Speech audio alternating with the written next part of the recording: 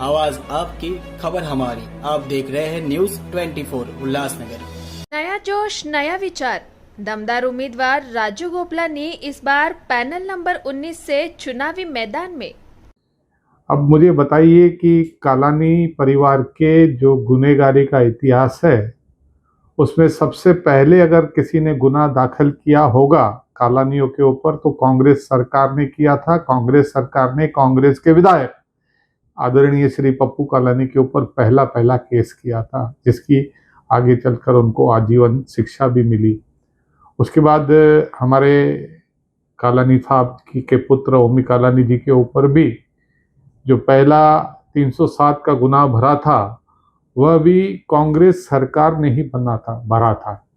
देखिए, मनोज लासी जी मेरे परम मित्र हैं और कभी भारतीय जनता पार्टी का हिस्सा हुआ करते थे, लेकिन आज किसी वजह से फिर कालानी के पास गए हैं। अब मुझे बताइए कि कालानी परिवार के जो गुनहगारी का इतिहास है, उसमें सबसे पहले अगर किसी ने गुनाह दाखिल किया होगा कालानियों के ऊपर तो कांग्रेस सरकार ने किया था। कांग्रेस सरकार ने कांग्रेस के विधायक आदरणीय श्री पप्पू कालानी के ऊपर पहला पहला केस किया था, जिसकी आगे चलकर उनको आजीवन शिक्षा भी मिली। उसके बाद हमारे कालानी साहब की के पुत्र ओमी कालानी जी के ऊपर भी जो पहला 307 का गुनाह भरा था, वह भी कांग्रेस सरकार ने ही भरा था। तो इस तरह से भारतीय जनता पार्टी के ऊपर ऐसे आरोप करेंगे कि भारतीय जनता पार्टी इनके ऊपर झूठे गुनाह दाखिल कर दी, ये पूरी तरह से गलत है, क्योंकि इनकी पृष्ठभूमि ही गुनहगारी की रही है। हमें पता है कि जब देवेंद्र जी की सरकार आई तो इनके इनके जितने भी कालानी और कानाली के गुर्गे हैं, उनकी गुनहगारी का बहुत लंबा उनका इतिहास था। उनकी जो बहुत बड़ी सूची थी, उस सूची के आधार पर जब जब इनके गुर्गे आरोप करते हैं, अपराध करते हैं, गुनाह करते हैं, तो उनके ऊपर गुनाह दाखिल होता है। और ऐसे ऐसे संगीन गुनाह दाखिल होते हैं, जिसमें एक गुनाह तो ऐसा है कि एक इनका गुर्गा उल्लासनगर के बड़े बड़े व्यापारियों की टिप देता था और सुरेश पुजारी को बताता था कि इनको फ़ोन करो और ताकि पैसा मिले, और पैसा मिलने के बाद वह आपस में ये बांट कर खाएं। यह पुलिस के रिकॉर्ड में है। और दूसरा, कमलेश निकम के ऊपर कितना बड़ा गुनाह है, आपने देखा कि इनके पास ही काम करने वाला इनका पीए जो आदरणीय आमदार ज्योति कालानी का पीए नंदू जी था, उसके भाई ने उंगली काट दी और उसके बाद कमलेश निकम जो है वो उस गुनाह में अटका और जेल गया। देखिए, इनकी पार्श्वभूमि ही गुनहगारी की है। यह राजनीति में इन्होंने ही उल्लासनगर में सबसे पहले राजनीति में अपराध लाया था। इसीलिए जब जब कभी भी इनके ऊपर आता है तो अब ये रोने का खेल खेलते हैं कि भारतीय जनता पार्टी किसी के ऊपर गुनाह दाखिल करती है। भारतीय जनता पार्टी की ऐसी कोई भी नीति नहीं है कि किसी के ऊपर गुनाह दाखिल करो।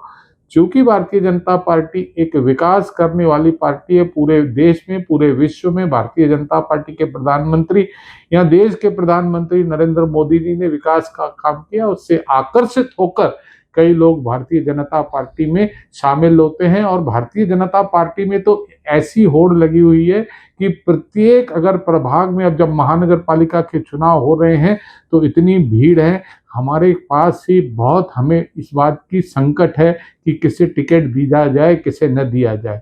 तो यह मैं इनकी बात पूरी तरह से खारिज करता हूँ। उनका ये भी कहना है कि उनकी जो सहयोगी है, जो सुमित चक्रवर्ती, इनको ऊपर भी कई तरह के रेड डाल के इनको भी दबाव लाने का कोशिश किया। इस पे आपका क्या कहना है?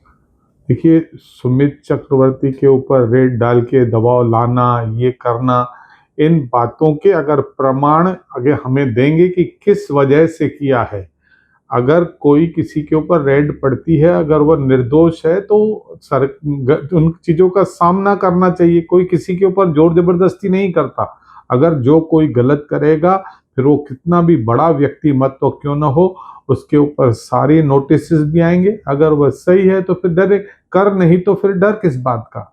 उनका ये भी कहना है कि पैनल नंबर 8 में लोगों को उम्मीदवारी की लॉलीपॉप देकर आपस में भिड़ा रहे हैं भाजपा पार्टी, इस पे आपका क्या कहना है? देखिए, जहाँ तक प्रभाग क्रमांक 8 है या पूरा प्रभाग क्रमांक 1 से 20 प्रभाग हैं, उसमें कई लोग इच्छुक हैं, बहुत सारे इच्छुक उम्मीदवार होते हैं। तो पार्टी निर्णय लेती है कि कौन सा व्यक्ति जीतने की स्थिति में है। पार्टी की आंतरिक सर्वे होती है। अभी तक किसी भी नगर सेवक का टिकट निश्चित नहीं है। यह सारी चीजें तब तय होगी जो व्यक्तिमत्व जीत कर आएगा।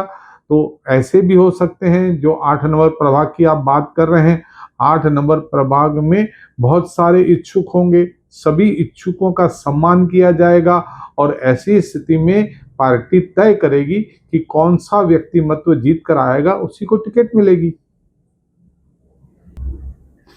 प्रदीप जी, कुछ दिन पहला टीओके और शिंदे गुट द्वारा एक गठबंधन की घोषणा की गई थी। अभी सही में भाजपा और शिंदे गठ की युति होगी कि ना होगी?